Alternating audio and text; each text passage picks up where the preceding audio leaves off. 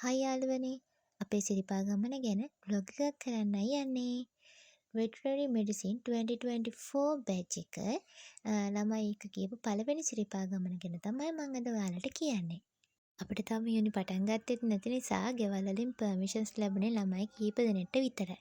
ඔන්න ඉතින් මෙතනින් ඉස්සරහට ඉන්නේ අපේ ප්‍රීවෙට් ළමයි 8 දෙනෙක් සහ තවත් මල්ලි කෙනෙක් විතර. මේ තමයි 9 heartsලා. අපි ඔන්න රත්නපුරින් හැමෝම එකතු කරගෙන ආවා පලාබද්දරට. පලාබද්දර පාරෙන් තමයි අපි ගමන ආරම්භ කරේ. මේ තමයි අපි මේ පන්සලට ගිහිල්ලා කෝඩුවයටත් ආශිර්වාද අරගෙන ගමන පටන් ගත්ත වෙලාව. ඉතින් අපි හිමින් හිමින් ලීනියල ගාවටත් ආවා. අපි මෙතනදී ලීනි අක්කට කතා කරන්න අමතක කළේ නැහැ. 3 ලීනි අක්කේ ඔන්න ඉතින් අපි කරුවලේම ඉහළට කරුණා කරන ගමන් ඉඳියා. ඉදිකරු පාන පව කළා විතරයි අපි ඉතින් මැගි නූඩල්ස් එකක් කෑවා.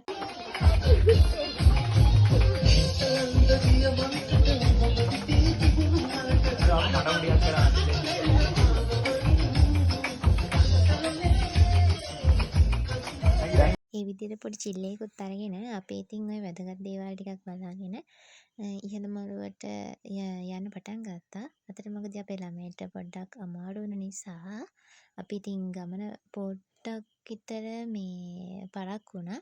අපි යන්න කලින් පිළියෙල කරගත්ත කොඩි ටික අපි උඩමළුවේදී හාමුදුරුවන්ගෙන් අහලා එල්ලුවා. අපි ඉර සේවය බලන්නත් එක්කම තමයි උදේ වෙන්න ගියේ. උදේ 6:23ට වගේ තමයි ඉර උදාව තිබ්බේ. ලස්සනට ගිනි බෝලයක් වගේ ඉර එළියට එනවා කඳු අතරින්. හරිම ලස්සන දර්ශනයක් අපි දැක්කා. ඔන්න ඉතින් අපි රැයක් නිදි නැතුව ඉවරා. උදේ පාන්දර ඉර සේවයත් බලලා පහළට කරුණා කරන්න ගත්ත 60 පාරෙන් ෂෝට් කට් එකක් දාලා. අපේ නඩේ ගුඩා කලින් වතාවකත් මේ පාරේ ගිහින් තියෙයි කියලා එයා කලින් නැගපු ගලක් උඩ ආය නැගලා අපිට එයා එක්ස්පීරියන්ස් එක පෙන්නුවා මේ වෙලාවේ. බෑග් තිබිච්ච අම්බලමෙන් පැය කමාරක් විතර චූටි නින්දක් දාලා බෑග් ටිකත් අරගෙන පහළට යන ගමන් තමයි මේ ඉන්නේ.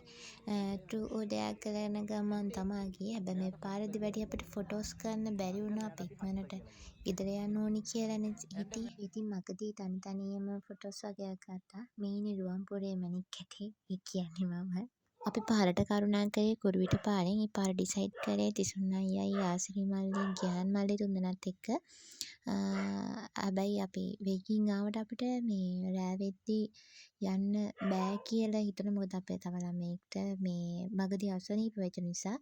අපි ඒක නිසා මගදී තිබිච්ච අම්බලමක නතර වෙලා නාන්න ගත්ත සීත කඟුල. සීත මාරුතේ වෙලමින් නැස් දිහා බලන් ඔබ මට ආදරේ කිව් මතකය හීනයක් වගේ ඈත මිදුවේ දිදුලද පුන්සදක් වගේ එළියයි හැඟුම් මගේ ඔබමයි ජීවිතේ මගේ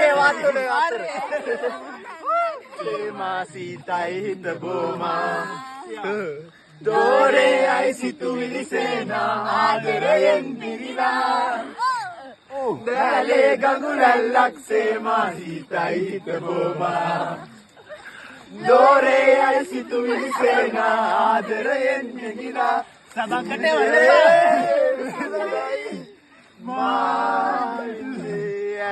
ඇති බයි බයි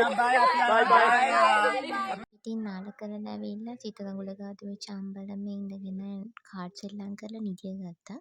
ඉතින් අපහුදා උදේම අවදි වුණා ගමන යන්න ලෑස්ති වෙන්න. ඒ තමයි ආශ්‍රීගේ බෝඩ්ඩු පැඩිල්ල. මේ අපි යන ගමන් ඉන්නේ කුරුවිට පාරේ. ඒ පාර හරිම ලස්සනයි.